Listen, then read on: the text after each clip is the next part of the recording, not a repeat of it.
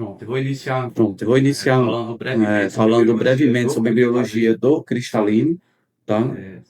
inicialmente, né? Inicialmente, né, ele começa a se formar a partir da quarta semana, né, mais ou menos em torno do 30º dia, que a partir do ectoderma superficial, né, começa a formar o placóide do cristalino, tá?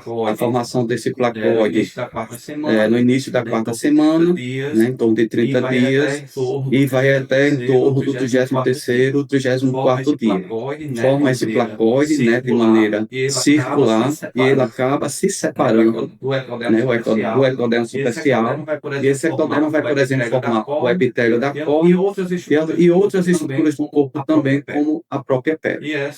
E essa fechamento de vaginação dá origem à fosseta do cristalino, tá? Que está localizado aqui nessa região dentro do cálice óptico, tá?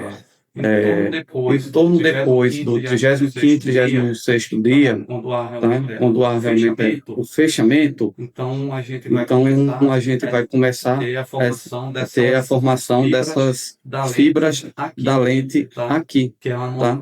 Que é uma monocamada, né, de células pubores, né, envolvida pelo cápside óptico, e até o final da sexta semana, todo preenchida, tá bom? Que é em torno de aproximadamente 40 dias. Ou seja, começa aqui na região mais posterior e chega na região anterior, onde está aqui, vai se formar o epitélio do cristalino. Tá? Continuando, a cápsula do cristalino ela é formada a partir da sexta semana pelas células do próprio epitélio anterior, né? Aquelas células cubóides da parte anterior da vesícula. Ela se forma de anterior para posterior, né? A gente vai ver daqui a pouco que a cápsula do cristalino ela é mais espessa na região anterior e mais fina na posterior. E a partir da sétima semana, novas fibras são produzidas a partir das células da região equatorial, no processo que continuará por toda a vida. Aqui é só uma ilustração, tá? De como vai ficar esse núcleo, mostrando que o núcleo fetal é o mais interno, né, que é o primeiro a ser formado. Depois tem o núcleo fetal, né, que é aquele que tem a criança ao nascimento, e posteriormente vai ter o núcleo infantil, adulto, e também a parte cortical. Com relação também à sua embriologia, como o processo de formação do cristalino é complexo, ele depende de uma rede sanguínea, né, de vasos, para poder realmente dar prosseguimento no seu desenvolvimento, né? Ele é envolvido por vasos derivados da artéria hialóidea, tá? Chamado túnica vasculosa lens. E a gente já viu também na literatura que falhas nessa regressão posteriormente, né, faz com que ocorra algumas alterações, como a persistência da membrana pilar na parte mais anterior e o ponto de Mittendorf na região posterior. São coisas benignas, mas que podem, de certa maneira, causar uma baixa cuidado visual. Entre o quarto e o sexto mês, as zonas se desenvolvem a partir do vídeo terciário, né, assunto que vou deixar para a parte da ectoderma neural. Com relação à embriologia, né, primeiro se forma o núcleo embrionário, tá? Que é formado entre o primeiro e o segundo mês de desenvolvimento. Depois vem o núcleo fetal, que é formado entre o segundo mês e o oitavo mês de desenvolvimento embrionário, né? Ele vai circular, tá? O núcleo embrionário. E por fim, né, vem o núcleo infantil, né? Principalmente formado após o nascimento, que vai até a puberdade. Depois o núcleo adulto, que vai circular esse infantil, que é por volta dos 25 anos. E por fim o córtex, que é a partir dos 25 anos em diante, tá? O córtex corresponde às fibras dos cristalinos mais superficiais entre o núcleo e a cápsula, até porque são as mais recentes se formando. Aqui é uma foto mostrando o córtex transversal visto da lâmpada de Fendel, né? Aqui a gente tem o feixe, tá? E mostra a cápsula anterior, né? Depois vem o córtex, né? Que é a última a ser formada. Depois o núcleo adulto, o núcleo fetal e o núcleo embriônico, né? Que é que quando se fundem, formam estruturas em Y, tá? O Y normal na parte anterior e o Y invertido na região mais posterior. Agora eu vou falar um pouquinho sobre a anatomia do cristalino, né? A embriologia foi mais para um pouco para entender a formação deles e também mostrar, dar uma origem de cada uma dessas estruturas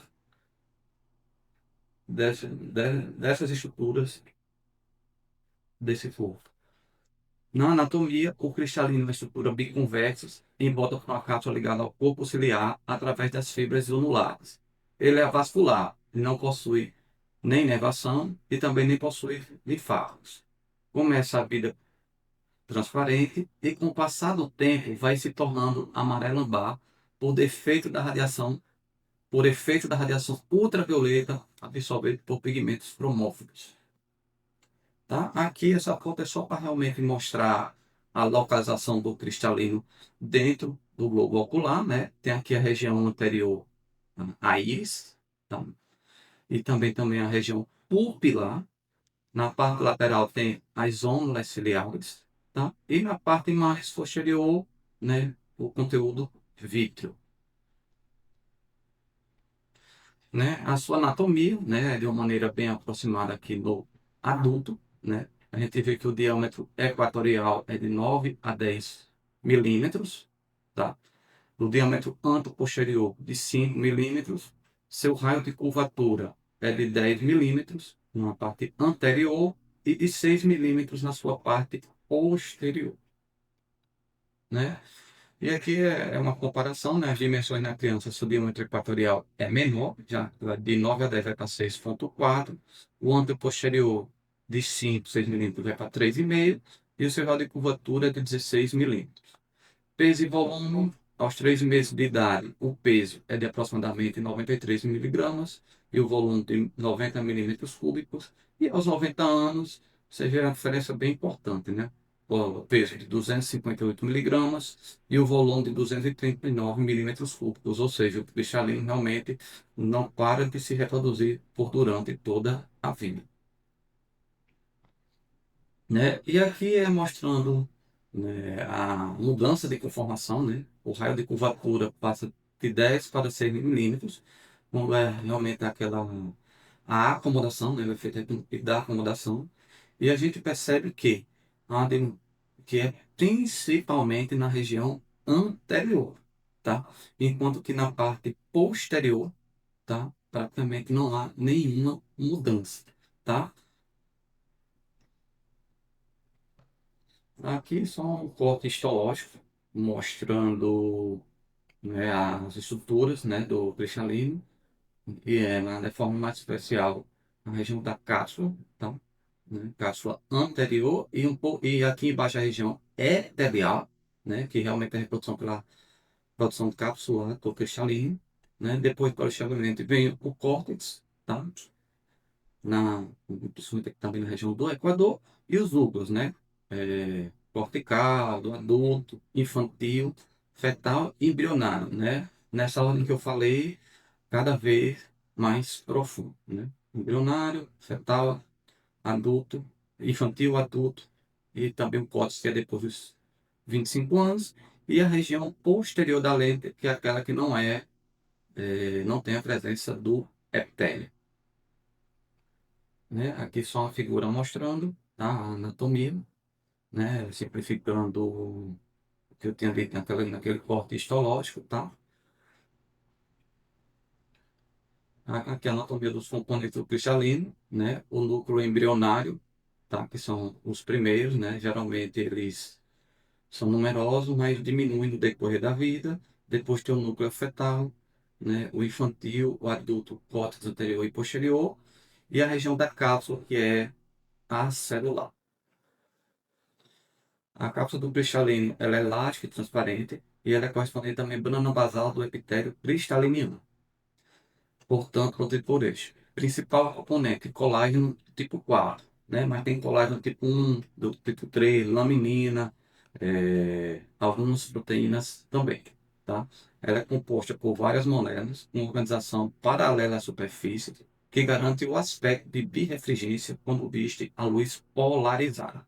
Ela é permeável a águas, íons e outras moléculas menores, porém ela é impermeável a grandes moléculas como hemoglobina, albumina, entre outras. Né? Aqui a anatomia da cápsula, né? Mostrando a tipo de comparação, que ela é mais espessa na região, né? Intermediária, né? Então, né? E mais fina na região posterior, tá? E aqui é um ponto anatômico importante, principalmente para cirurgias de catarata, né? Onde é mais comum ocorrer as rupturas de cápsula posterior, tá? Justamente por aqui a cápsula ser mais fina e também aqui também não ter células epiteliais que poderia produzir mais cápsula para deixar aqui mais grosso, tá? E aqui uma comparação mostrando que no polo anterior a cápsula é mais fina nas crianças do que nos adultos. No Equador, nos adultos elas é mais espessa e no idoso um pouquinho mais fino. E no polo posterior, né, é mais espessa nos adultos e um pouquinho mais fino nos idosos e nas crianças. Tá? A anatomia do cristalino destaca-se na região do epitélio sul, em zona central, zona intermediária e zona germinativa. Aqui mostrando, né, no desenho esquemático, a zona central, que é essa aqui que está em roxo, elas são constituídas por células poligonais, são mais numerosas e com o núcleo localizado na sua porção mais apical. Tá?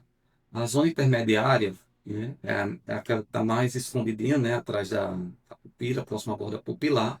Elas são células mais cilíndricas, menos numerosas, tá? E com o núcleo central.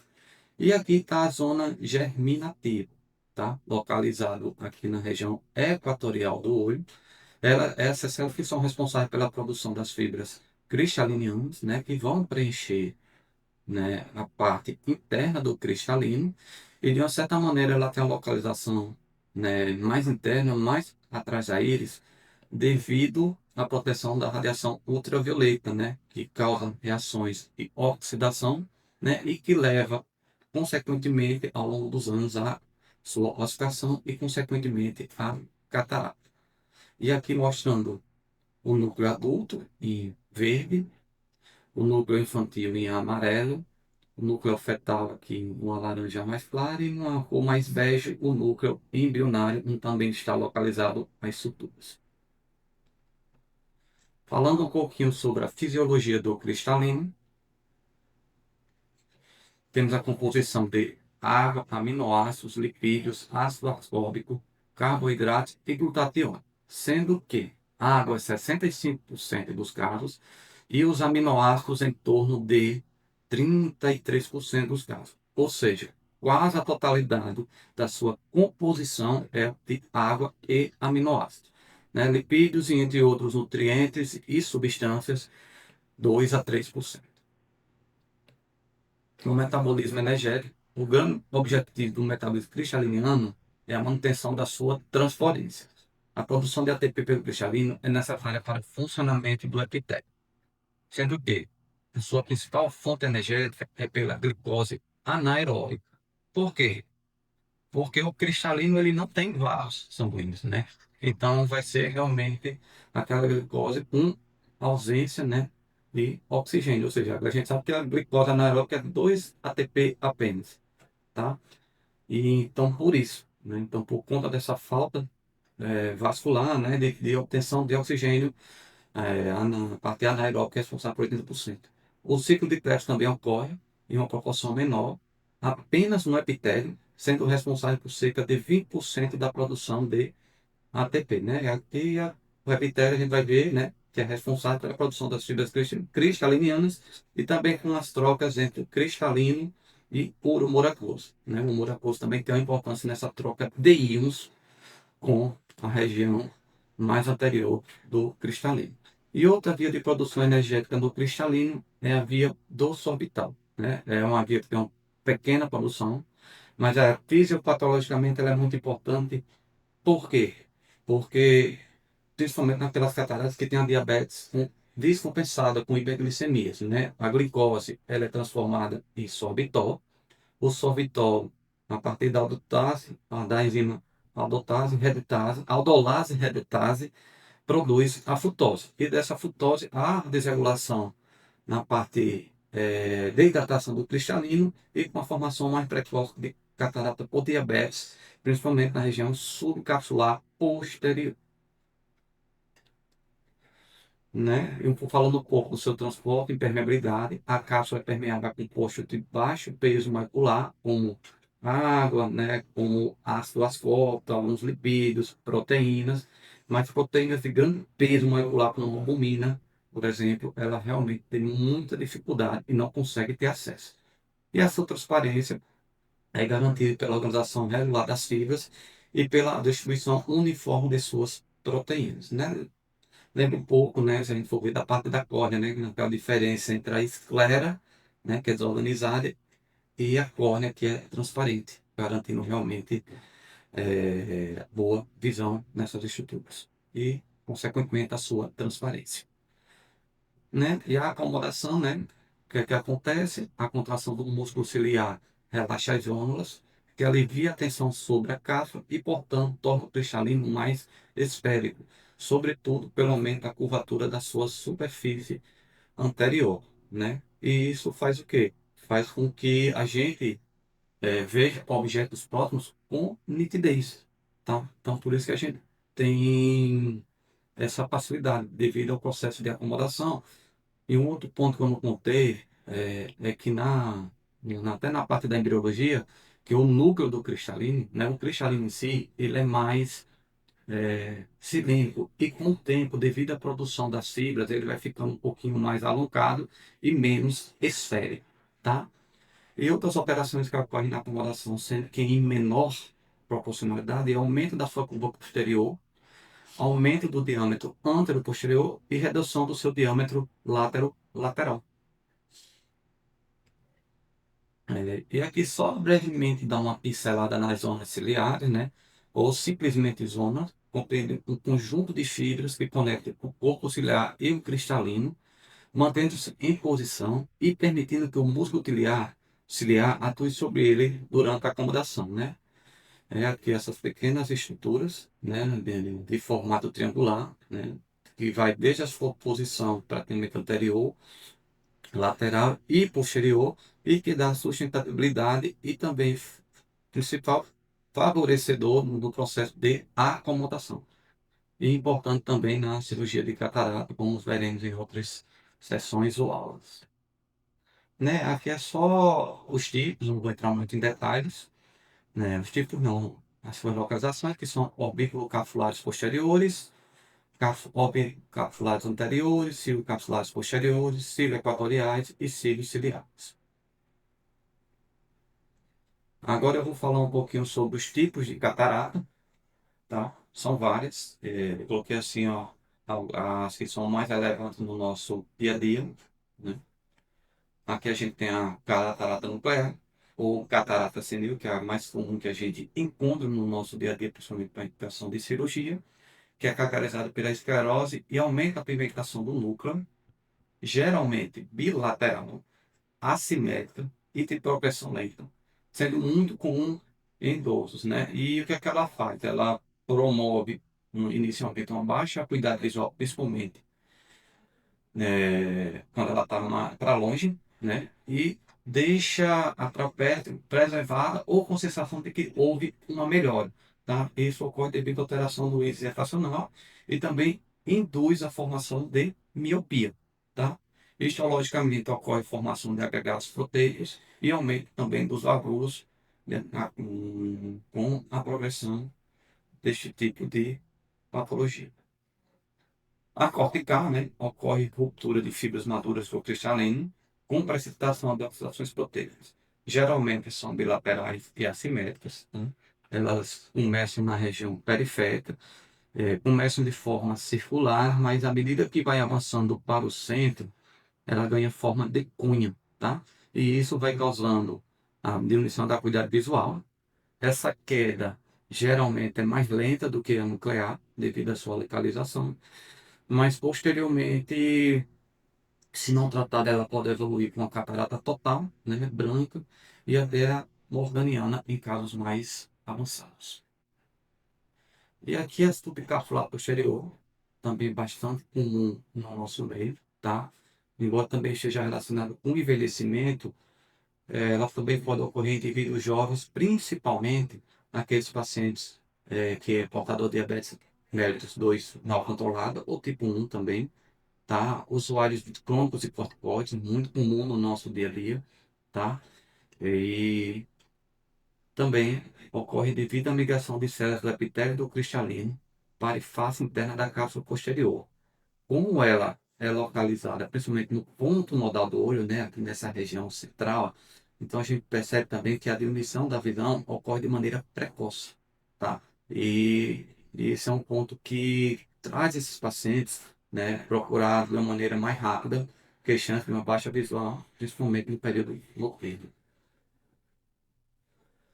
Aqui é a catarata subclavicular anterior, é mais rara que a posterior e está associada à metaplasia do epitélio do cristalino, né? Tipo especial a catarata em escuro, né? Mostrada aqui na figura, que também pode causar baixa visão, muitas vezes se localiza na região central, e uma doença que está associada a ela é a dermatite atópica. Aqui um exemplo mais raro, né? A catarata pontuada ou cerúlea. Ela é caracterizada pela presença de pontos branco-azulados de variados tamanhos, localizados no córtex cristalino.